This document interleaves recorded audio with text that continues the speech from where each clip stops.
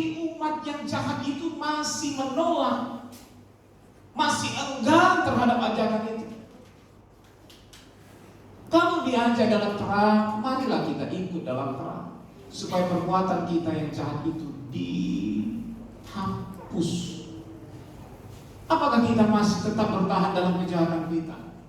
Memang Roma 3 berkata, tidak ada semua yang benar di hadapan Allah. Semua kita jahat, semua kita kotor, semua kita penuh dengan dosa. Tapi apakah kita mau bertahan di dalam kejahatan kita? Apakah kita mau bertahan di dalam dosa kita? Apakah kita mau bertahan di dalam kekerasan hati? Yang lalu, Bapak Gembala juga sudah sampaikan, kalau manusia yang hidup dengan kekerasan hati akan dimusnah. Tadi pagi kami belajar di anak remaja hal yang sama. Ketika Fir'aun mengeraskan hati. Fir'aun mengeraskan hati. Umat Israel rindu di bawah Tuhan keluar dari tanah perbudakan, yaitu tanah Mesir, menuju tanah perjanjian yang sudah dijanjikan. Tetapi Fir'aun menghalang-halangi. Fir'aun tidak mengizinkan. Saya mau bertanya kepada kita semua, apa tujuan Tuhan mengeluarkan bangsa Israel dari tanah Mesir? Itu beribadah. Ibadah itu adalah tujuan utama dalam kehidupan kita. Bapak Ibu, ibadah itu adalah tujuan dalam kehidupan kita. Tapi masih banyak orang yang melalaikan ibadah. Masih ada orang yang tidak suka kepada ibadah. Mohon maaf, kali ini saya harus menyampaikan hal-hal yang mungkin menggores perasaan Bapak Ibu yang mengalami hal yang sama. Tapi demi kehidupan kita terus dibersihkan. Yohanes 15 berkata, kepada carang yang tidak berbuah, diapakan Bapak Ibu? Dipotong, dikumpulkan, dan dibakar. Tapi kepada carang yang berbuah, diapakan? Dibersihkan supaya apa? Semakin berbuah lebat. Firman Tuhan bertujuan untuk membersihkan kita. Kalau ketika kita melekat, izinkanlah Tuhan bersihkan kita. Tidak ada maksud tujuan mimbar ini untuk merusak perasaan kita atau membuat kita jatuh di dalam sakit hati. Tapi tujuan kami sebagai hamba Tuhan, kami sebagai pelayan-pelayan Tuhan bertanggung jawab untuk memberikan ajaran kasih. Kenapa saya putarkan konten si Naswa itu mengenai tahun 2050? Supaya kita tertarik. Mungkin sebagian kita sudah ada yang melihat dan mungkin sebagian belum melihat. Supaya kita disadarkan, kita hidup terus bergerak maju. Mau tidak mau tahun itu akan tiba kalau Tuhan belum datang. Siap atau tidak siap kita akan masuk di tahun itu. Bagi yang masuk, tapi bagi yang tidak masuk, masuklah dalam surga. Tapi kita kan berpikir bagaimana yang belum masuk, yang masih ada di dunia ini terus berjuang. Makanya saya berkata di dalam kelompok Berea yang kemarin, dalam Yudas saya bacakan kepada mereka, berjuang dalam mempertahankan iman. Karena dalam berjuang mempertahankan iman itu tidak gampang. Tidak segampang apa yang kita bilang di gereja ini. Tidak segampang ketika kita memuji Tuhan dengan meneteskan air mata. Pujian yang baru tadi kita pelajari, di dalam hadirat Tuhan ada jalan keluar. Bapak Ibu, hadirat Tuhan memberi jalan keluar. Di mana bisa kita merasakan hadirat Tuhan? Di dalam persekutuan. Jangan anggap sepele ibadah Kamis. Jangan anggap sepele, karena di situ juga ada Tuhan. Di situ juga ada hadirat Tuhan. Lewat hamba-hamba Tuhan, pelayan-pelayan Tuhan yang diurapi Tuhan. Bagaimana kita terus diarahkan sampai kita sampai kepada Allah, sampai kepada Bapa, sampai kepada sorga. Inilah kerinduan kita bersama Bapak Ibu. Terang itu sudah datang, tetapi banyak orang menolak terang itu. Yang lebih menyukai kegelapan karena perbuatan mereka jahat. Ayat yang ke-20 lanjut. Sebab barang siapa berbuat jahat membenci terang dan tidak datang kepada terang itu, supaya perbuatan-perbuatan yang jahat itu tidak nampak. Tetapi barang siapa melakukan yang benar, ia datang kepada terang, supaya menjadi nyata bahwa perbuatan-perbuatan dilakukan dalam Allah. Orang yang mau dituntun ke dalam terang, perbuatannya terus hari sehari terus dibahas. Sehingga benarlah segala perbuatan kita. Kalau saat ini sampai detik ini ada perbuatan kita yang tidak benar, mari datang dalam terang. Anugerah Allah masih terbuka, kesempatan itu masih terbuka, waktu itu masih ada. Jangan keraskan hatimu. Kekerasan akan menghukum kita, kekerasan akan memusnahkan kita, kekerasan akan menunggak-balikan kehidupan kita. Jangan bangga terhadap ekonomi kita yang sudah diberkati Tuhan. Saya kadang berpikir begini, dalam Ulangan pasal yang ke-28 ayat yang ke-1 sampai seterusnya, di situ dikatakan berkat. Dengarlah, lakukanlah dengan setia maka kau diberkati. Tetapi kenapa? Sepertinya orang-orang yang tidak setia diberkati Tuhan. Kenapa sepertinya orang-orang yang tidak mengenal Allah diberkati Tuhan? Jawabannya di dalam Mazmur 37. Kita tidak baca. Tapi bacalah di rumah, perhatikan sesama dengan sesama, bahwa akan ada waktunya orang-orang fasik akan dimusnahkan Tuhan. Tinggal tunggu tanggal main. Kita tidak mendoakan hal itu, tetapi firman berkata demikian. Ya di atas ya, tidak di atas tidak. Itulah firman yang kita pelajari. Nah oleh sebab itu, sebelum murka Allah ini disampaikan bukan menakut-nakuti kita, tapi untuk memberikan peringatan kepada kita, supaya kita bertobat, berbalik dari jalan yang tidak benar. Perbuatan kita masih jahat, perbuatan kita masih salah, kita sering melalaikan waktu, kesempatan, kita sering melalaikan pelayanan. Mari bersama kita bergandengan tangan. Saya beda kalau doa pribadi dengan doa bersama itu, rasanya doa bersama itu lebih hot saya rasa. Makanya dalam pelayanan di Preston saya bilang, dalam latihan sebaiknya kita doa bersama karena lebih hot saya rasa. Kayak tadi kami jam 8:30 puji Tuhan, pelayan Tuhan sudah ya hampir 90% sudah hadir semua. Ketika kami menyembah, ada hadirat Tuhan yang kami rasakan. Ada satu suasana yang beda, itu yang saya rasakan. Kebersamaan itu akan semakin kuat Bapak Ibu. Haleluya. Kan prinsip semboyan dari negara kita kan bersatu, bercerai, beruntung. Maka jangan ada perceraian di antara kita. Haleluya. Dalam kejemaatan gereja penyebaran Injil, kita bagaikan diikat dalam satu kesatuan. Ketika kita memisahkan diri, itu namanya kita bercerai. Kita tidak akan kuat. Tapi ketika kita bersatu, ada pergerakan demi pergerakan Allah yang terjadi. Ikut di dalam terang. Mau kita dibersihkan, biar perbuatan-perbuatan kita itu dibenarkan. Terang Tuhan akan memeriksa kehidupan kita. Jemaatnya pasal yang pertama 12-14 tidak usah kita baca. Saya akan mengulas kembali, mengevaluasi kembali bahwa obor itu akan memeriksa kehidupan kita. Tetapi didapati Yerusalem itu sudah mengental. Saya menggambarkan mengental itu sama dengan musim dingin, mengental itu sama dengan muat. Yang lalu saya sudah sampaikan. Kenapa perlu ada obor itu menerangi, memeriksa Yerusalem bagaikan menggeledah? Karena Tuhan akan segera datang. Itu bagaikan sebuah peringatan, itu bagaikan sebuah ajakan, bagaikan seperti Tuhan hendak menghancurkan Sodom dan Gomora.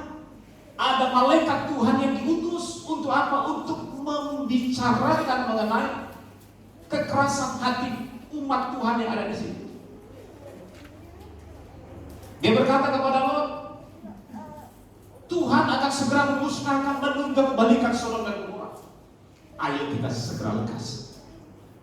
Ketika Tuhan mau memusnahkan suatu daerah, ketika Tuhan mau menghancurkan, Dia memberikan peringatan kepada orang-orang percaya. Halo, orang percaya pasti akan memiliki tanda. Orang percaya pasti memiliki satu informasi. Amin. Tuhan juga akan menghancurkan dunia ini. Tuhan akan menghancurkan dunia ini Bapak Ibu. Tapi belum sekarang. Tapi tanda itu sudah diberikan. Kalau kita percaya, kita akan ikut kepada ajakan itu. Walaupun kadang-kadang kita seperti Lot, berlambat-lambat. Malaikat itu berkata, dia tarik. Ada juga bagian keluarga yang tidak percaya akan hal ini. Lot berbicara kepada calon menantunya. Dia katakan, menantuku, ini Allah mau menunggak balikan Sodom dan Gomora. Tapi menantunya berkata kepada calon mertuanya, calon menantunya, ngomong kosong belaka. Hati-hati. Jangan kita sering berkata demikian dalam hati kita. Ketika firman disampaikan dalam bentuk peringatan, mungkin dalam hati kita berkata, omong kosong. Sampai saat ini aku sehat-sehat kok. Hati-hati. Bukan berbentuk ancaman, tapi berbentuk peringatan. Supaya kita kembali kepada kasih kita semua. Kembali kepada gairah kita. Saya memang melihat jemaat-jemaat, istilah jemaat-jemaat yang lama, yang memang dalam keanggotaan memang tetap. Walaupun ada sebagian yang sudah memisahkannya, tapi lebih banyak yang masih tetap setia. Tapi bukan hanya terdaftar sebagai anggota jemaat, tetapi rindulah kita, sama-sama kita berjalan di dalam terang. Walaupun kadang-kadang obor itu, api itu menyakiti kita. Bagaikan baptisan api. Orang yang bisa menerima baptisan api harus melewati 2 langkah baptisan, yaitu baptisan air dan baptisan roh. Baru dia bisa mendapatkan baptisan api. Kalau kita tidak mendapatkan baptisan air dan baptisan roh, tidak mungkin kita mendapatkan baptisan api bagaikan obor Allah. Ini waktunya sudah singkat. Sudah sangat singkat untuk kita terus berjuang dalam iman kita. Saya melihat khotbah Billy Graham tahun 34. Dia sudah menyampaikan tentang kedatangan Tuhan. Bertobatlah karena Tuhan segera datang. Tapi sampai tahun 2022 detik ini, tanggal 13 Februari ini, Tuhan belum datang. Betul-betul. Apakah ketika kita memandang ini sebuah ejekan? Kan akan tampil dalam industri itu. Orang-orang akan mengintip, mana Tuhan ini? Hati-hati. Jangan kita ikut dalam kelompok pengejek. Jangan-jangan kita masuk dalam kelompok antikristus ketika kita menjadi pengejek. Antikristus memang sudah ada, tetapi akan datang satu antikristus, pemimpin dari segala pemimpin, yang akan memimpin. Ketika nanti dunia hancur, perang di mana-mana, kan Alkitab sudah mencatatkan itu. Sekarang belum ada apa-apa. Nanti akan lebih parah lagi, tak tahu. Tapi besok lusa, tahun depan, bulan depan kita nggak tahu. Tapi nanti akan lebih hancur daripada saat ini. Natsua tadi berkata, bukan varian COVID, semua sudah terdengar. Dari Delta, apalagi kemarin. Bukan, Omicron baru sekarang. Apa? Delta, itulah dia, lupa. Sekarang Omicron. Nanti mungkin Omicron. Semua tampil. Ini nyata Bapak Ibu. Ada orang bilang vaksin itu antikris katanya. Ini nyata. Orang yang berkata demikian. Tapi kalau kita berjalan dalam terang Tuhan, berjalan dalam penggembalaan yang benar, kita tidak mungkin terhanyut kepada ajaran-ajaran yang sesat. Orang banyak bermimpi, banyak lihat di YouTube mimpi-mimpi. Banyak orang bernubuat di YouTube. Loh, kita ini kalau nggak kuat dalam pengajaran, dalam penggembalaan, kita terseret.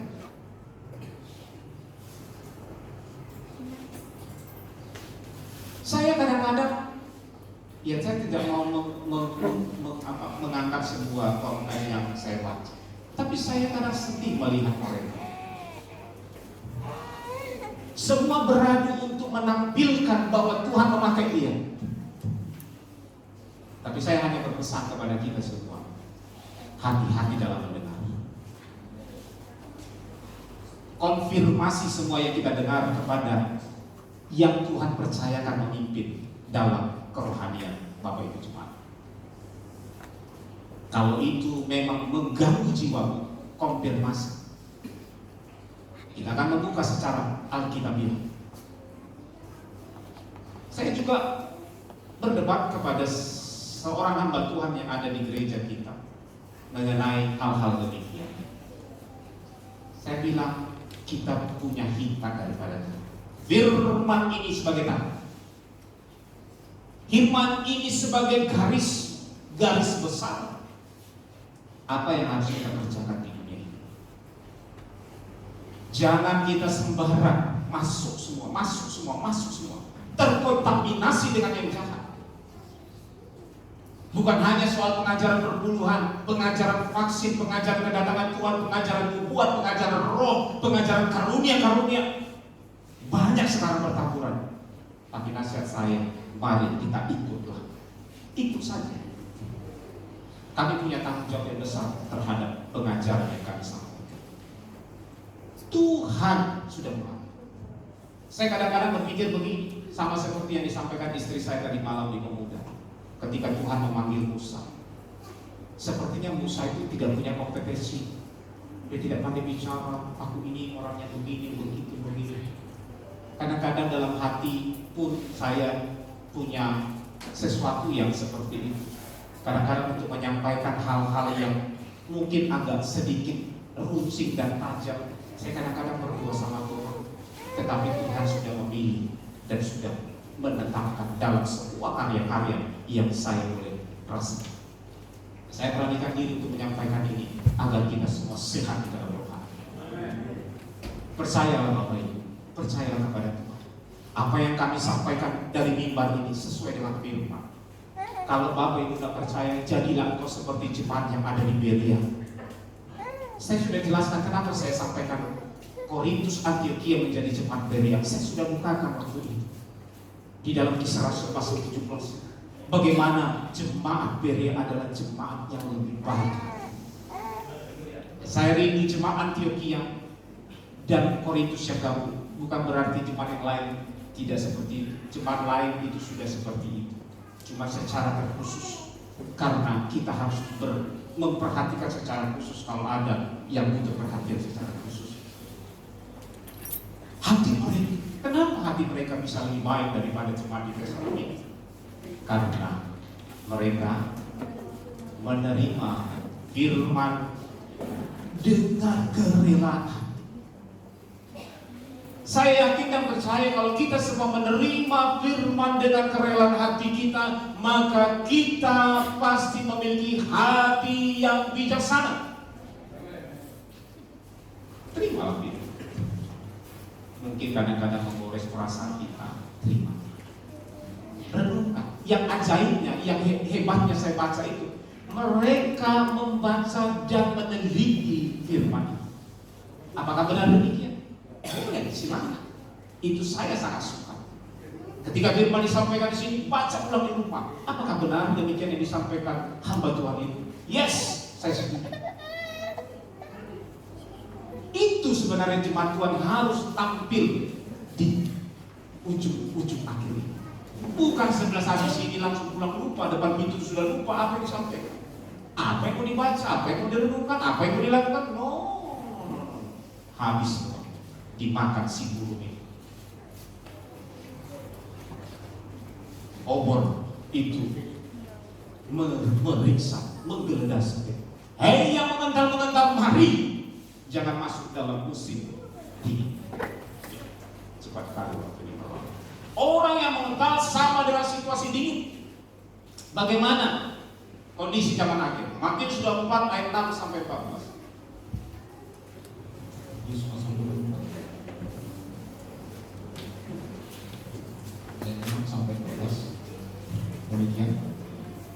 Kamu akan mendengar deru perang atau kabar-kabar tentang perang. Namun berawas-awaslah, jangan kamu gelisah, sebab semuanya itu harus terjadi, tetapi itu belum kesudahannya. Sebab banyak bangsa akan akan bangkit melawan bangsa dan kerajaan melawan kerajaan. Akan ada kelaparan dan gempa bumi di berbagai tempat. Akan tetapi semuanya itu barulah permulaan penderitaan menjelang jalan akhir. Pada waktu itu kamu akan diserahkan supaya disiksa, dan kamu akan dibunuh dan akan dibenci semua bangsa oleh karena namaku. Dan banyak orang akan murtad dan mereka akan saling menyerahkan dan saling membenci.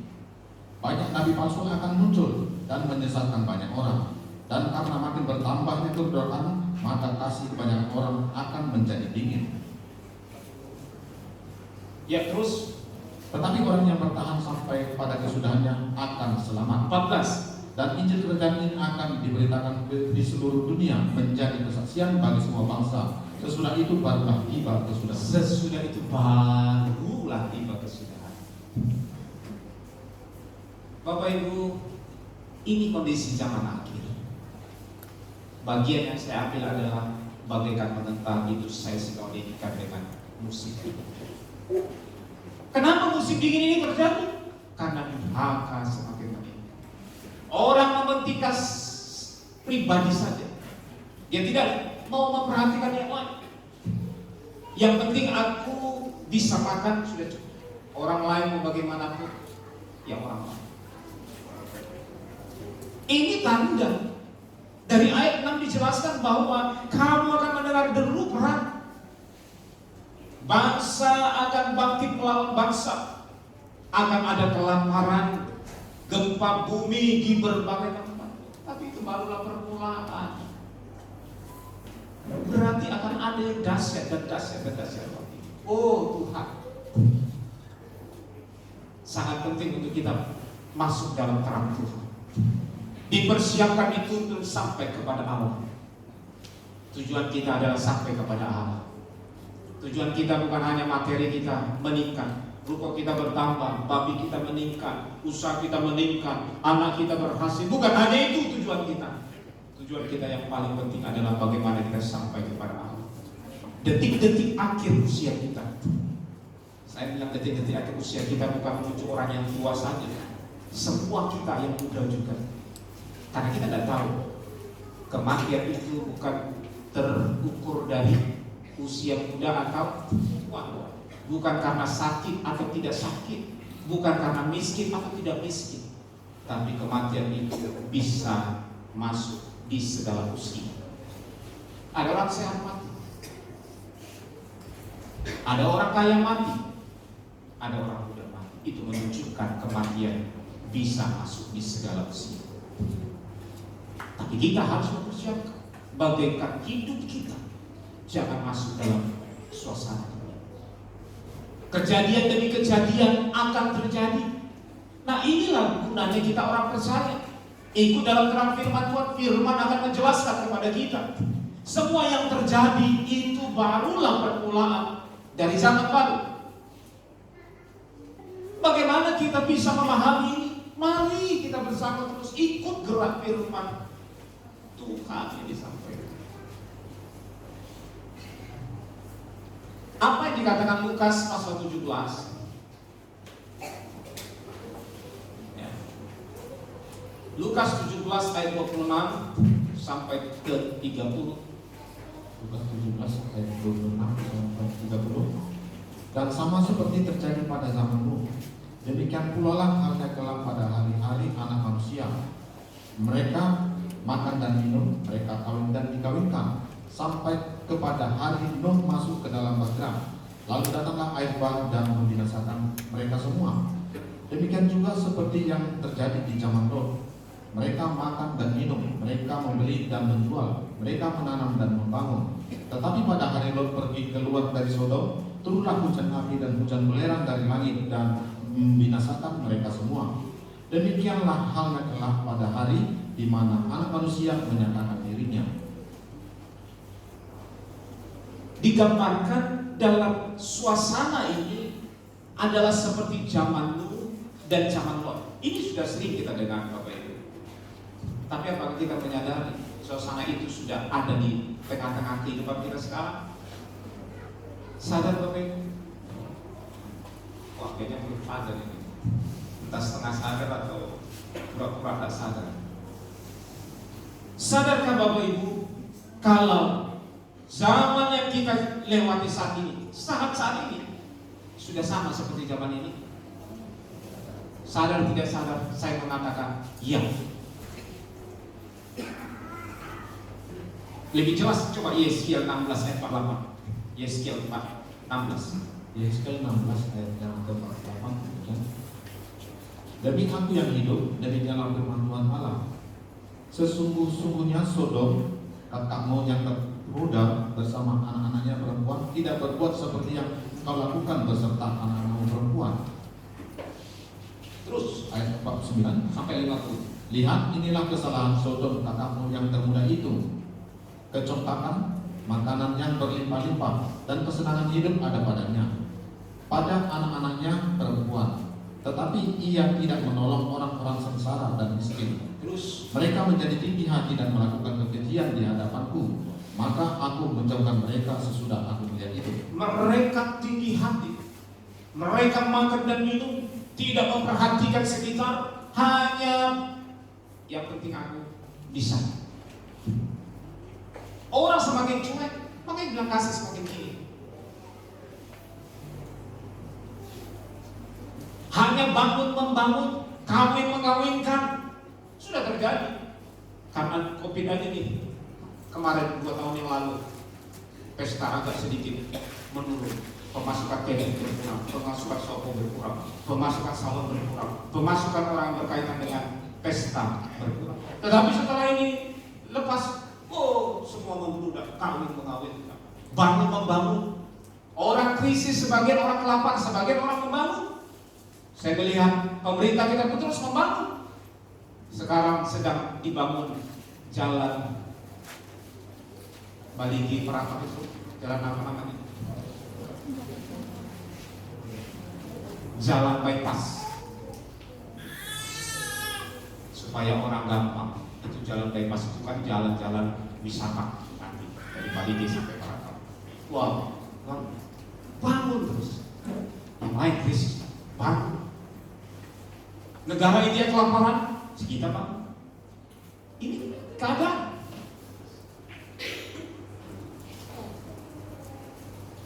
Ada yang bisa, ada yang tidak bisa. Ini keadaan dunia. Ada orang yang sibuk dengan makan minum, ada orang yang sibuk dengan usaha tanpa memperhatikan hal-hal yang Tuhan mau. Ini kenyataan. Kalau kita lihat survei kekristenan yang ada di Indonesia atau di Pekanbaru, kalau ada pada hari yang sama ada ibadah, ada pesta, mana yang kita pilih? Pasti pesta. Itu keadaan survei. Kita tidak berani memutuskan yang benar. Sudah cukup kita hidup di masa lalu, mungkin hal-hal yang penuh dengan kekurangan. Sudah waktunya kita tegas kepada firman Tuhan, tegas kepada hidup kita. Kita mau terang atau gelap. Orang tidak mungkin berjalan di dua sisi. Saya tidak bisa ada di sini dan saya tidak bisa ada di luar. Saya harus berada dalam satu tempat, satu waktu. Demikian dalam rohanian kita. Kita tidak mungkin punya satu sisi kita rohani, satu sisi kita duniawi. Tidak. Rohani atau duniawi terlihat dari aktivitas kita.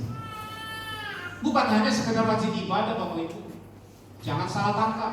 Bukan hanya sekedar rajin ibadah, tapi bagaimana kehidupan kita di luar sana. Ada orang yang rajin ibadah, tapi hidupnya di luar tidak karuan. Ibadah hanya formalitas, ibadah hanya rutinitas. Ibadah hanya sekedar melakukan aktivitas yang sudah dilakukannya. Kalau di dunia apa disebut apa? Behavioristik. Adaptasi behavioristik. Itu artinya adaptasi yang dilakukan atas kebiasaan. Itu biasanya terjadi pada apa Bapak? Pada hewan. Heli, anjing kita, bukan anjing kita, itu aja lah ya. Nanti anjing kita nanti kita berburu-buru untuk motong dia kan. Nah, itu anjing yang mantap. Kemarin memang sudah tergiur juga saya mau motong. Cuma Pak Gembala masih melarang. Itu baik. Setelah saya melihat apa yang dipandang Bapak Gembala baru terlihat saya tadi pagi. Apa itu? Saya pagi tadi lepaskan dia jam 5.30, saya lepaskan, dia pergi. Saya buka saja kandang, saya tutup pagar, saya lepaskan golden. Kalau golden ini memang harus dikontrol deh, kalau nanti merusak rumah orang dia nanti masuk. Masukkan golden, saya pergi siap-siap. Pokoknya saya pas mau keluar lagi saya lihat, sudah di situ sendiri. Pintu kandang masih terbuka, Bapak Ibu. Pintu kandang masih terbuka, dia sudah di dalam. Loh, panas. Baik anjing. Gue bilang sama istri tadi, gak usah dilapor. Biar kalau dia hidup sampai ajalnya tiba. Baik. Nggak keluar dia Bapak Ibu. Saya pun heran. Pintu terbuka. Akhirnya saya tutup, saya kasihlah dia tulang ayam karena dia sudah baik. Saya kasih hadiah tulang ayam. Dia berterima kasih begini sama itu. Namanya adaptasi behavioristik, terjadi ketika dibiasa. Nah, orang Kristen banyak seperti itu. Bukan saya katakan bukan seperti itu ya, tapi kebiasaan yang terulang-ulang karena terjadi ya sudah memang biasa. Banyak orang Kristen begitu Bapak Ibu. Hari Minggu kan waktunya ibadah, ya sudah ibadah secara otomatis itu. Tapi apakah kita beda manusia dengan hewan apa Bapak Ibu? Orang bilang itu kan berakal dia katanya kan. Itu bukan akal. Ada pertanyaan kemarin di debat dalam YouTube kami baca kami tahu. Itu bukan akal. Sejak kapan binatang dikasih akal? Yang membedakan kita ada akal sehat. Binatang tidak ada. Cuma kalau dia bisa baik, dia bisa seperti anjing-anjing yang di YouTube itu, dia bisa belanja, dia bisa belas kasihan kepada Tuhan. Itu bukan karena akal, tapi ada adaptasi behavioristik. Tapi yang mau manusia jangan hanya seperti adaptasi itu baik kalau kita ingat dalam waktu ibadah. Tetapi meningkatlah kita. Kita adalah orang-orang yang berakal. Kita adalah orang-orang yang dipenuhi oleh Roh Tuhan yang bisa memilih mana yang baik, mana yang buruk. Tetapi ketika terang Tuhan datang, firman Tuhan masih berkata, orang-orang lebih menyukai gelap. Amin. Saya agak sedikit bergairah karena memang harus semakin meningkat. Hari Kamis kemarin saya bergairah menyampaikan firman di Beria. Oh haleluya, saya rindu semua kita semakin bergairah. Jangan semakin melemah, jangan mengental. Nah mengental begini, orangnya suka, ya sudahlah makan minum usaha, yang penting aku diberkati. Aku diberkati, bangga dia. Aku diberkati, kau tidak diberkati. Dia bangga cuma dia diberkati. Tapi hati-hati, baca Mazmur 37 ayat 1 sampai seterusnya. Seolah-olah memang terlihat dia diberkati, tapi ada waktunya. Makanya kita bisa berkata, waktu Tuhan pasti yang pertahankan iman kita. Waktu Tuhan pasti yang tepat. Mungkin sekarang kita tidak diberkati seperti orang yang diberkati yang menurut pandangan kita, walaupun dia bolos ibadah, walaupun dia tidak mau melayani, walaupun dia tidak baik, tapi tetap diberkati. Perhatikan, waktu akan menentukan itu semua. Waktu. Semua pelayan-pelayan Tuhan, semua jemaat Tuhan baik kelihatannya, waktu akan menentukan. Waktu akan menentukan siapa kita sebenarnya. Kalau kita tidak mau berjalan dalam terang, kita akan terpisah hidup dalam terang. Jangan keraskan hati. Kalau kita mengeraskan hati, selain dimusnahkan, kita habis dihukum Tuhan. 1, 2, 3, 4, 5, 6, 7, 8, 9, 10 sampai ke 10. Akhirnya ada kematian jiwa. Pertama kita diperingati mungkin melalui sekitar kita.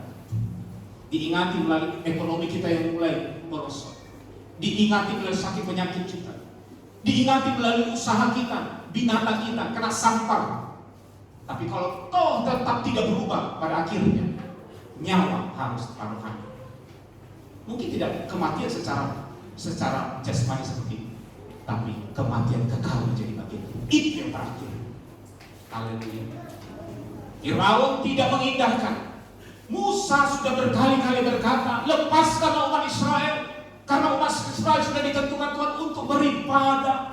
Tetapi Firaun mengeraskan hatinya. Dia tetap bertahan kepada prinsipnya. Setelah kena tulah pertama air menjadi darah, dia berdoa, dia berkata kepada Musa, Musa mohonkanlah kepada Allahmu agar Tuhanmu menghalaukan segala tulah ini. Akhirnya Musa pergi bersama Harun. Dia berdoa, dia memohonkan, dan tulah itu tersingkir. Tulah kedua, tiga, empat, terus begitu-begitu. Kita kan Kristen sering begitu Bapak Ibu. Ketika dihukum Tuhan kita berdoa, oh Tuhan terima kasih, Tuhan pulihkan keadaan kita. Berulah lagi kita, menderita lagi kita, oh Tuhan tolong dipulihkan kita. Berulah lagi. Hati-hati, jangan sampai kekerasan hati itu mengental sampai Tuhan memusnahkan. Kita sudah melihat bagaikan mengental itu sama dengan musim dingin. Kita juga melihat bagaimana mengental itu sama dengan Moab. Saya dulu kita baca Yeremia 48 ayat 10 dan 11. Yeremia 48 ayat 10 sampai 11. Terkutuklah orang yang melaksanakan pekerjaan Tuhan dengan lalai, dan terkutuklah orang yang menghambat pedangnya dari tumpahan darah. Moab hidup aman dari sejak masa mudanya. Dia hidup tenang seperti anggur di atas endapannya, tidak dituangkan dari tempayan yang satu ke tempat yang lain, tidak pernah masuk ke dalam pembuangan. Sebab itu rasanya tetap padanya dan baunya tidak berubah. Ini kekristenan tidak pernah berubah. Baunya seperti itu saja, tidak menyenangkan hati Tuhan. Bahkan yang parahnya di ayat ke-10, dia orang-orang yang terkutuk. Amin. Mungkin sedikit agak begitu, tapi ini firman yang harus disampaikan. Kalau kita melalaikan pekerjaan Tuhan, kita orang terkutuk, sama dengan orang yang mengental. Secara Moab ini mungkin kita sudah sama-sama tahu kenapa Moab bisa ada.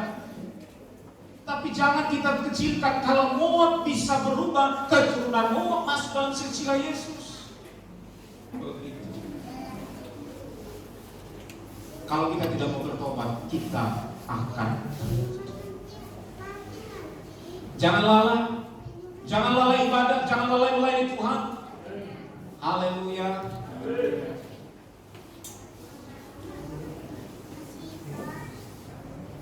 Memang sedikit begini dia ya. Saya harus berikan ini supaya Bapak Ibu bisa pelan-pelan bisa membaca. Saya menjelaskan Bapak Ibu masih bisa baca layar, bisa catat, nanti bisa renungkan, bisa meneliti lagi firman Tuhan itu. Dan sampai ketika kita bisa berkomunikasi firman. Jangan merasa aman. Ini penyakit yang salah. Jangan merasa puas. Bukan dalam hal doa Yesus cukupkan, tapi dalam kerohanian kita. Jangan cepat merasa puas ketika kita sudah bisa melayani seperti ini. Jangan bisa cukup puas karena kita bisa ibadah sekali seminggu. Jangan cukup puas kalau kita bisa bertahan di hari Selasa, Kamis, Sabtu, dan seterusnya. Tapi teruskan tingkatkan kerohanian kita. Ikutlah terang firman yang diajarkan kepada kita, supaya kita sampai kepada Allah. Haleluya. Nah, saya berkata di sini, jika tidak segera bertobat maka akan dimusnahkan. Nah, kemarin kita sudah baca dalam Kejadian 6:13, kekerasan hatimu yang membuat mereka dimusnahkan. Tetapi di dalam Kejadian 19 ayat 24 sampai 26 ini bagaimana zaman Lot ini dimusnahkan. Kita baca Kejadian 19 ayat 24 sampai 26. Kejadian 19 ayat yang ke-24. Kemudian Tuhan menurunkan hujan belerang dan api atas Sodom dan Gomora berasal dari Tuhan dari langit, dan ditumpang-balikannya lah kota-kota itu dan lembah Yordan dan semua penduduk kota-kota serta tumbuh-tumbuhan di tanah. Tetapi istri Lot yang berjalan mengikutinya menoleh ke belakang lalu menjadi tiang garam. Sodom dan Gomora itu akan diputar balik. Kalau kita baca dari ayat yang pertama, lihat Sodom dan Gomora dimusnahkan, Lot diselamatkan. Orang percaya masih diselamatkan, walaupun mungkin orang lama-lama seperti Lot, tapi tetap diselamatkan. Kenapa Bani Ammon itu bisa ada, Moab itu bisa ada, Bani Ben Ami itu bisa ada, Moab atau Ben Ami itu bisa ada? Karena orang ini berlambat-lambat. Itu ada dampaknya. Setiap apa yang kita lakukan pasti ada dampaknya. Tapi puji Tuhan waktu itu Lot diselamatkan. Betul ya? Tapi sejarah membuktikan akibat dari berlambat-lambat dia negosiasi atas keselamatan itu, lahirlah Ben Ami atau Moab. Nah, Tuhan tetap memperingatkan. Nah, dia kirim malaikat, dia berjalan, dia berbicara kepada Lot. Nah, di sini nanti baca ayat 1 sampai ayat yang ke-23. Nanti di situ dijelaskan bagaimana dia bicara sama menantunya, bagaimana orang-orang di sekitarnya mau masuk menerobos rumahnya. Untuk apa? Untuk mau mengambil malaikat yang masuk ke rumah si Lot. Tapi kalau kita berpihak kepada Tuhan, saya melihat Lot itu berpihak kepada Tuhan. Lot sampai mengorbankan anaknya demi menyelamatkan putusan Allah. Apa gambaran di situ yang bisa kita pelajari? Lot berpihak kepada Allah. Masih ingat perempuan Rahab itu, pelacur itu, yang menyimpan dua pengintai, seolah-olah dia berdosa, betul? Tapi karena dia berpihak kepada Allah. Saya bukan menyetujui dustanya, tapi saya melihat satu sisi dia berpihak kepada Allah sehingga dia diselamatkan. Di dalam keseharian kita juga selalu diperhadapkan soal keberpihakan. Kita berpihak kepada Tuhan atau berpihak kepada dunia. Keberpihakan akan menjadi pilihan kita setiap saat. Tapi berbahagialah lo berpihak kepada Tuhan, berpihak kepada utusan Tuhan. Ketika itu malaikat, waktu zaman Rahab itu berbicara tentang mengintai hamba Tuhan. Kalau ada satu kejadian, berpihaklah kepada keluarga pengembalaan. Amin. Kayaknya nggak setuju. Jangan kita lebih berpihak kepada orang luar daripada kita berpihak kepada keluarga kita sendiri. Apapun itu, berpihak kita harus kita jaga. Mungkin Bapak Ibu bisa renungkan, setuju atau tidak setuju? Sebenarnya harus setuju. Bagi yang tahu, setuju. Tapi tetapnya ada pro kontra. Saya memandang semua kehidupan ini tetap ada pro kontra. Presiden Jokowi sudah sebaik itu, sudah semantap itu, sudah sehebat itu, tetapnya ada pro kontra. Kadang kira-kira gitu. Tapi itu keberpihakan pasti selalu ada pertentangan. Kalau kita kata Yakobus 4 ayat yang keempat, barang siapa ingin bersama dengan Allah pasti tidak bersama dengan dunia. Tapi kalau kita bersama dunia, kita menjadi musuh Allah. Tegas. Ada garis benang merah yang tegas. Keberpihakan itu harus ada. Tapi kasihan kalau cuma Tuhan lebih berpihak kepada omongan orang luar daripada berpihak kepada hamba-hamba Tuhan, khususnya pemimpin yang Tuhan percaya. Wow, ini sepertinya kayak berbicara seperti lebih dalam. Ya, memang kita harus lebih dalam kita memahami Tuhan. Sampai aplikasi di dalam kehidupan sehari. Kita harus mengerti dan memahami dan terus bertumbuh dalam pengertian kita sampai Tuhan meluputkan kita dari segala ancaman musuh kemurkaan Tuhan yang begitu. Dia berkata, ditunggang balikannya kota-kota itu dari lembah Yordan dan semua penduduk kota itu serta tumbuh-tumbuhan di tanah, bukan hanya penduduknya tapi tumbuh-tumbuhan. Apa yang diusahakan itu dimusnahkan, tetapi istri Lot, jangan juga kita seperti istri Lot, sudah diselamatkan tapi menolak. Nah, kita juga akan melihat ada ciri-ciri umat yang layak, ada ciri-ciri umat yang tidak layak. Saya berkata di sini kita sedang dipersiapkan menjadi umat yang layak bagi Tuhan. Katakan amin. Kita sedang dipersiapkan. Terang Tuhan akan mempersiapkan kita, mendandani kita. Bagaimana orang mau pesta kalau dia didandani dalam kegelapan? Bisa? Itu harus terang. Saya melihat kalau kita menyalon, pernah dia salon istri, harus terang biar nampak yang mana mau ditutupi. Ya salah begitu. Kalau remang-remang, ada kemarin kami ikut pesta, ya begitu. Tapi harus terang supaya nampak. Ini yang menonjol bagaimana dikikis. Ini yang lobak bagaimana ditempel. Ini yang agak gelap bagaimana supaya dicerahkan. Semua butuh persiapan demi persiapan. Kita harus dipersiapkan. Mau atau tidak mau, suka atau tidak suka, kita harus mempersiapkan diri. Amin. Tapi saya katakan di sini, tentu tidak semua yang mau dipersiapkan. Apa? Coba baca sama-sama. Tentu tidak semua yang mau dipersiapkan. Tentu tidak semua yang mau dipersiapkan. Real? Real. Tapi itu adalah harapan saya. Itu adalah harapan kami. Kita semua mau dipersiapkan. Walaupun sakit rasanya, walaupun tak enak rasanya, tapi mari perjuangan kita harus sampai kepada Bapa. Ikuti gerak firman Bapa. Haleluya. Saya melihat kalau jemaat Tuhan ini terus bergerak sesuai dengan apa menjadi apa, Tuhan bisa mengatakan bangsa Israel bisa hancur, bisa mati di tengah-tengah perjalanan karena mereka tidak mau diatur. Bangsa Israel tidak mau diatur. Ketika mendapat mujizat, mereka senang bersorak-sorak. Ketika menghadapi masalah, mereka terus mengutuki. Kenapa aku dikeluarkan dari tanah Mesir? Di sana banyak.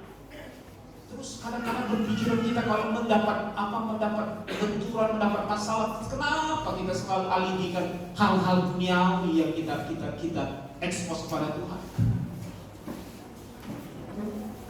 Kenapa kita tidak menyadari? Kalau kita terus menyadari, pasti kita berubah. Pelayan Tuhan saya lihat semakin berubah, semakin baik. Tapi jangan cukup puas, tapi teruslah berubah. Ada yang tidak baik, mau dibaikkan. Amin.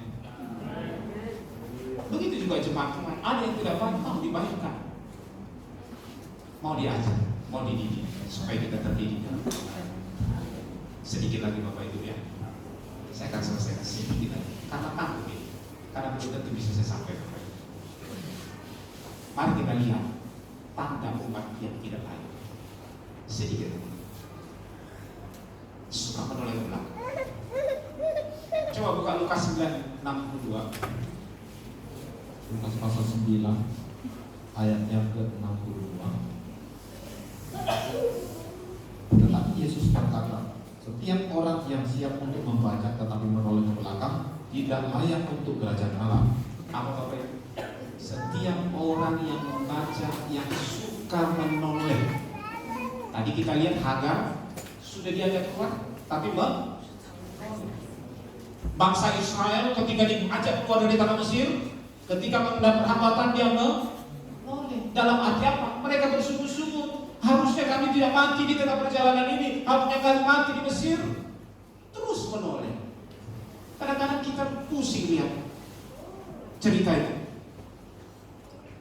Sudah diajak keluar, masih juga menoleh. Gak pernah puas-puas dengan pemeliharaan Tuhan. Ini tidak layak.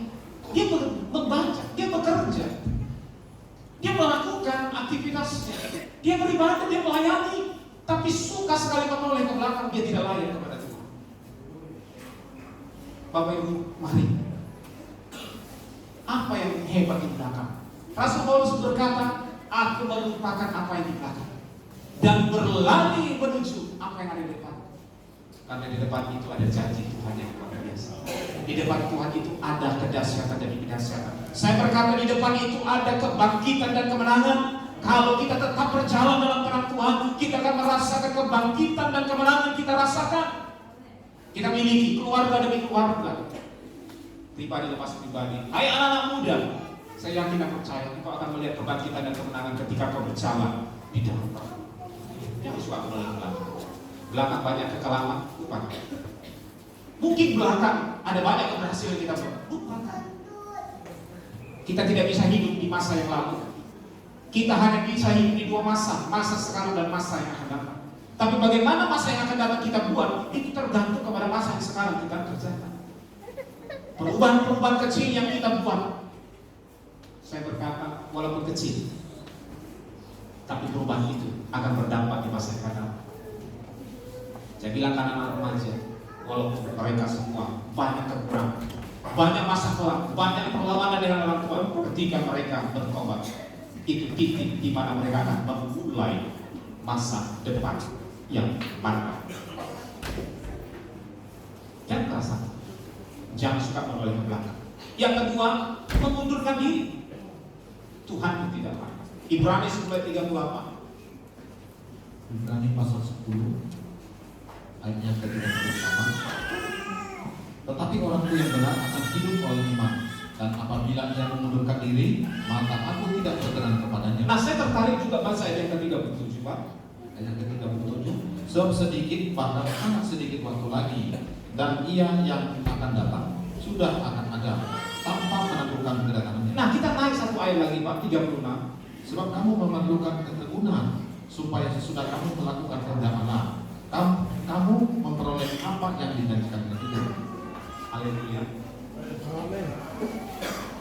Haleluya. Butuh tekun, Bapak Ibu. Butuh tekun, butuh punya iman. Sebab waktu sedikit lagi.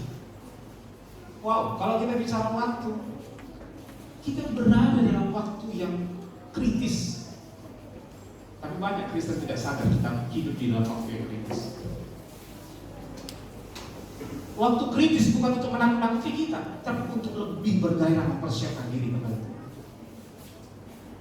Sudah sangat dekat waktu. Allah tidak menghendaki ada umat yang mengundurkan diri.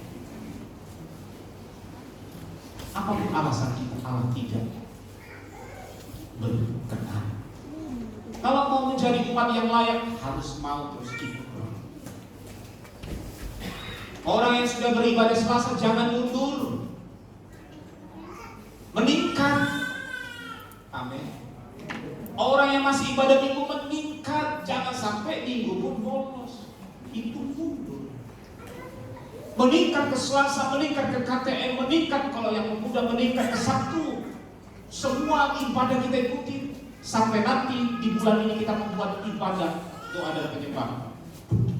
Saya kalau merasakan kalau kita ibadah doa penyembahan seramai ini, Bapak Ibu semua hadir, saya pikir, wah, surga itu bisa bergetar dia. Bergetar, bukan hanya hati kita bergetar, surga bergetar. Terbuka tingkap-tingkap langit. Kalau mau kita melihat mujizat Allah yang bisa terjadi, ayo bersama-sama kita buktikan. Kapan lagi? Kalau sudah di surga, tidak usah kita bicara lagi. Apalagi kalau sudah di neraka. Apalagi kalau kita bilang, hanya kita bilang panas, haus, Bapak Abraham, untuk setetes air saja dia mengeluh. Kita sekarang minum air bergalon-galon masih enak. Apalagi galon AS. Sudah merasa beda dengan Aqua dan kawan-kawan. Dia enak. Kalau belum minum, coba pasti rasakan ketagihan. Saya bukan promosi, tapi kan saya berbicara sesuai dengan pengalaman saya. Karena di Mas Budi AS. Haleluya. Ini bukan marketing place. Saya tidak digaji. Ya yang digaji ya karya-karya itu. Tapi ketika kita saat ini bisa menikmati itu, nikmatilah dengan pengucapan syukur. Jangan sampai kita nanti minta setetes air pun, Bapak Abraham, menangis kita Bapak Ibu. Sekarang, nanti pun keadaan dunia, kan lihat pemakaian air semakin menipis. jumlah yang diakumulasi keluarannya tidak lagi bisa memenuhi penduduk yang semakin meningkat berapa kali persen itu. Kekurangan juga sebagian. Saya lihat di India pun sudah mengalami itu. Kekurangan. Kalau kita masih bisa dicukupi dengan air, makan, pakaian, dengan usaha kita masih diberkati, mari kita pergunakan itu semua untuk mendekatkan diri. Jangan mundur. Katakan amin. Jangan mundur. Apapun itu, jangan mundur. Sebab sedikit lagi waktu. Amin. Ayo bapak-bapak jangan mundur.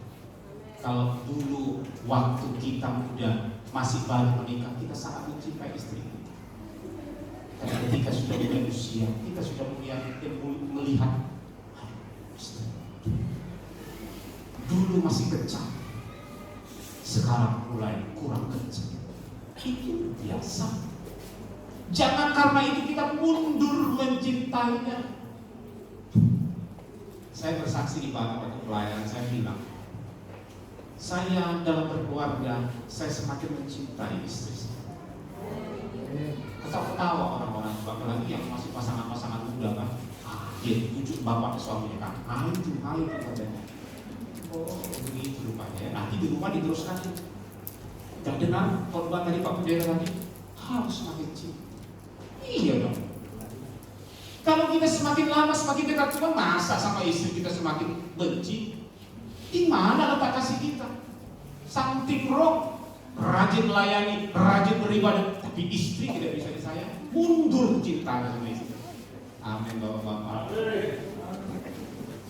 Jangan pikir ini mundurkan diri nih. Oh ini pelayanan dia mundur, ibadah dia mundur. Cinta kita pun mau mundur. Istri sudah dulu waktu pertama-tama menikah, hormat kali dia sama suaminya. Tapi semakin lama,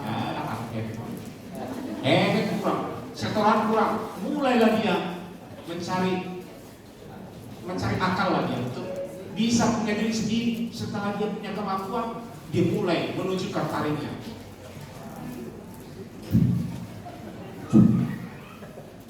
Itu mundur. Hati-hati. Kita kan ini sedang belajar praktikal sehari-hari. Orang yang bekerja jangan pikir dulu waktu baru bekerja hot kali, sudah lama-lama bekerja mulai menurun dia, mulai absen, mulai banyak alasan, sakit lah, pusing kepala, tidur tersumbat, tenggorokan kering, semua punya alasan. Kasih surat dokter bisa diambil tanpa sakit bisa. Izin berapa hari? 3 hari. Dokter yang tanya kepada kita mau berapa hari kan? Itu karena kita sudah mulai mundur. Ibadah jangan mundur. Dulu rajin jam 8:30, dulu 8:30 kita kan pelajaran. Tapi sempat mundur, tapi sekarang udah maju lagi. Mungkin kemarin pakai gigi antar sebentar, belok kiri supaya cantik. Tuhan tidak berkenan kepada orang yang mengundurkan diri. Amin.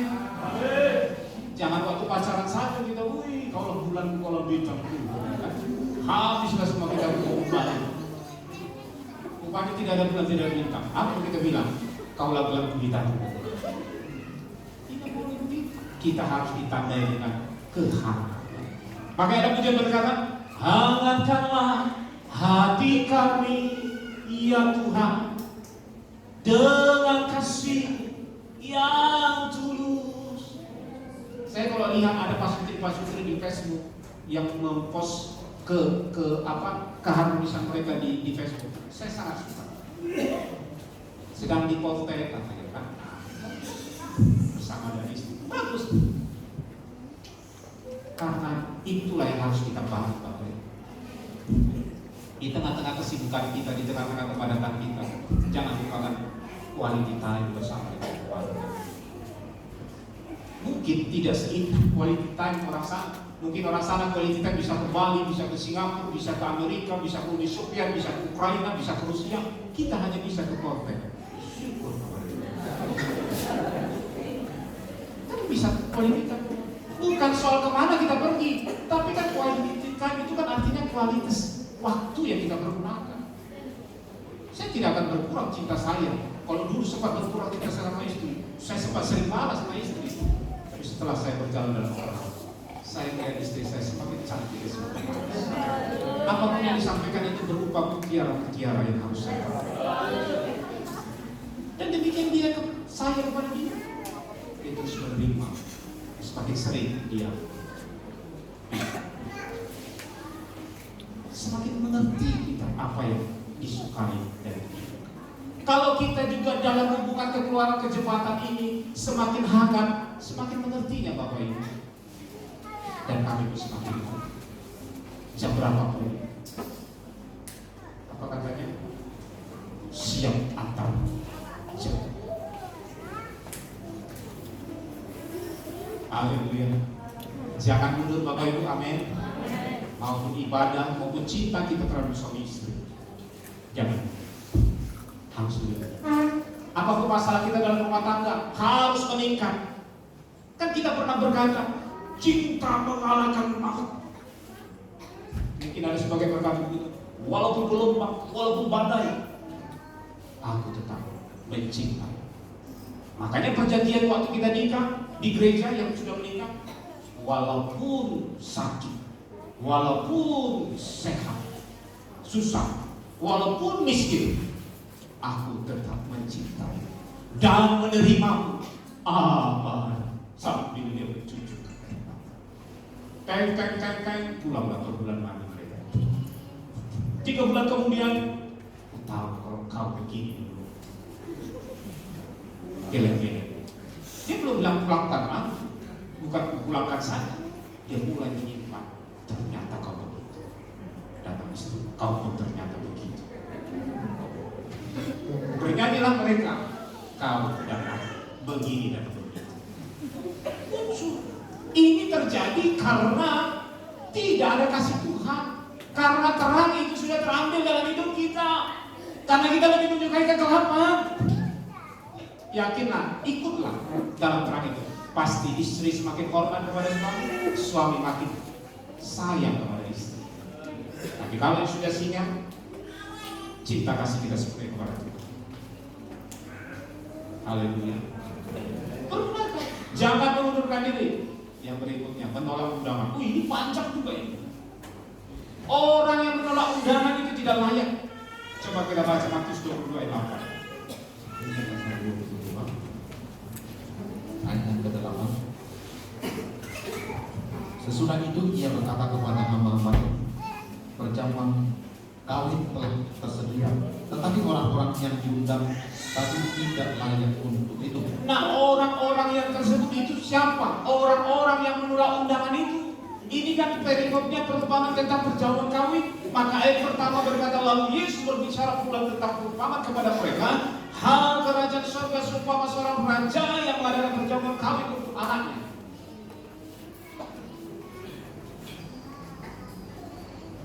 Seumpama raja yang mengadakan perjamuan kawin, tapi semua orang yang diundang itu menolak. Kita akan melihat apa praktek penolakan mereka. Bagaimana mereka menolak? Yang pertama, mereka tidak mau datang. Ayat yang ketiga, ia menyuruh hamba-hambanya memanggil orang-orang yang diundang ke perjamuan kawin itu, tetapi orang-orang itu tidak mau. Sudah diundang tidak mau datang, Bapak Ibu. Kalau kita tetap punya sifat seperti ini, kita tidak layak menjadi umat Tuhan. Sudah diundang hari Selasa ada PA. Haleluya. Haleluya. Jadi tidak mau datang. Tapi itu yang lalu. Tapi yang sekarang saya yakin semua yang diundang nanti oleh pengumuman mau datang, amin. Kita lihat. Tapi kalau kita berkeras hati, ingat, jangan mengeraskan hati. Ingat itu. Saya harus bilang ingat sambil senyum supaya jangan bilang saya maaf. Ingat itu. Amin. Tidak mau datang ya. Yang kedua, ayat yang kelima. Tetapi orang-orang yang diundang itu tidak mengindahkannya. Ada yang pergi ke ladangnya, ada yang pergi mengurus usahanya. Nah, ada juga cueknya. Iya. Yang sering Bapak kembalikan Selasa, bukan Selasa ini sanggup. Ada Selasa depan. Memang ada Selasa depan. Tapi tanggal yang sama, waktu yang sama, bulan yang sama, tahun yang sama tidak akan terulang kembali dalam hari yang sama. Cuek. Ibadah-ibadah, aku buka usaha pahala, aku pergi ke ladang, aku pergilah mengurus urusanku. Sampai dibilang Yesaya itu berkata omong kosong soal ibadah. Hati-hati, ini praktik menolak kita. Cuek, sudah disampaikan berulang-ulang tetap cuek. Terjadi, ini kan perumpamaan sebenarnya. Realitanya terjadi dalam praktikal sehari-hari kita.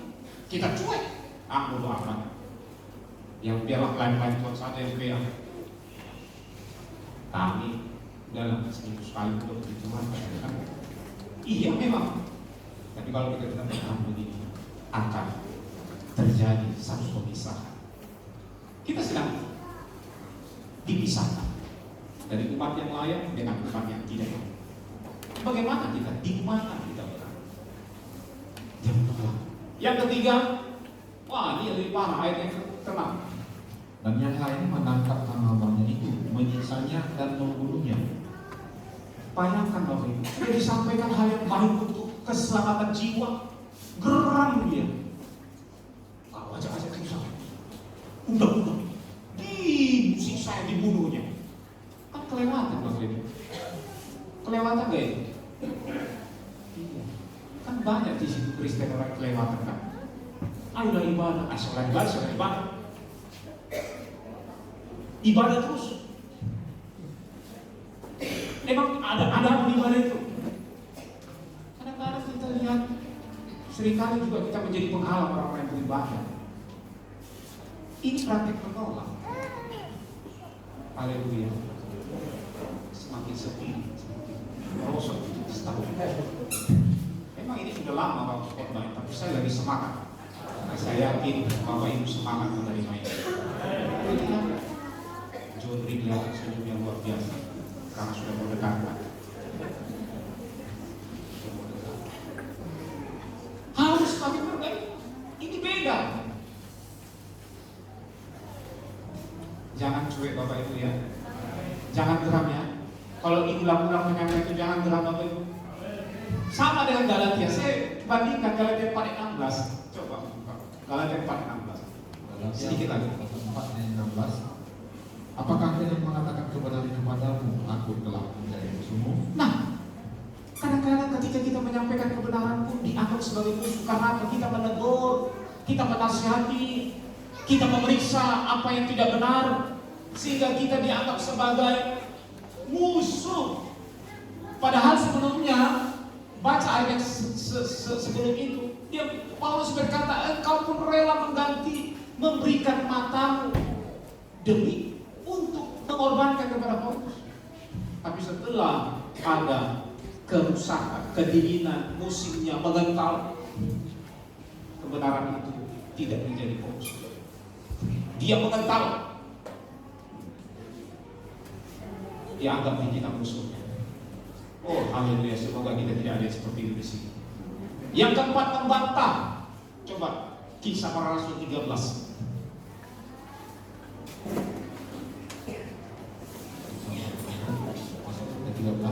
Ayat 43 sampai 46.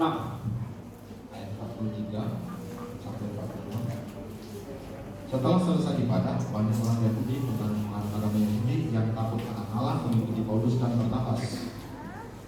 Kedua rasul itu mengajar mereka dan menasihati supaya mereka tetap hidup dalam kasih karunia Allah. Ya. Pada hari Sabat berikutnya datanglah hampir seluruh orang itu berkumpul belajar firman Allah. Akan tetapi ketika orang Yahudi melihat banyak orang itu, penuhlah mereka dengan iri hati dan sambil memuja. Mereka membantah apa yang dikatakan Paulus. Paham? Tetapi dengan berani Paulus dan Barnabas berkata, memang pada kamulah firman Allah harus diberitakan lebih dahulu, tetapi kamu orang yang menganggap dirimu tidak layak untuk beroleh hidup yang kekal.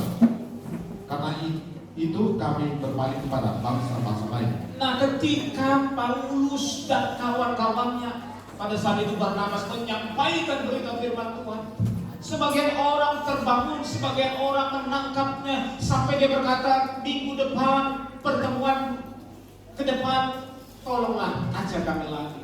Ketika Paulus dan Barnabas mengajarnya untuk kedua kalinya, maka ada orang berkata, penuhlah mereka dengan iri hati dan sambil menghujat mereka membantah apa dikatakan Paulus.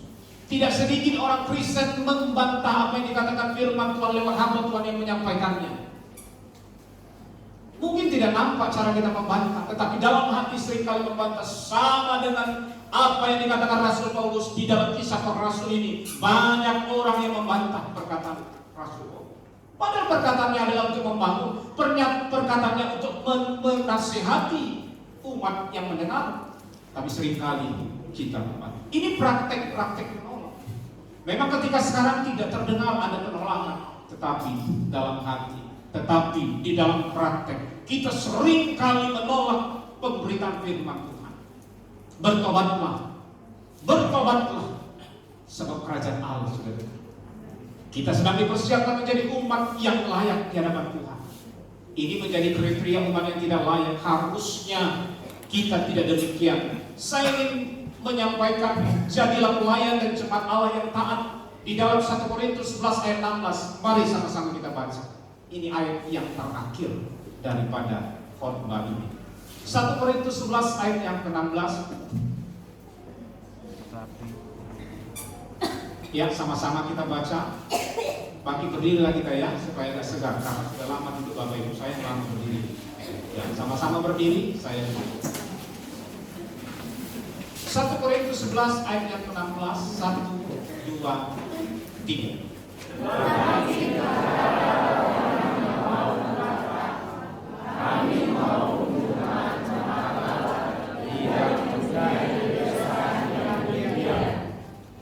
Sudah agak mantap, tapi sedikit mantap lagi. Ayo ulangi sekali lagi yuk. 1, 2, 3.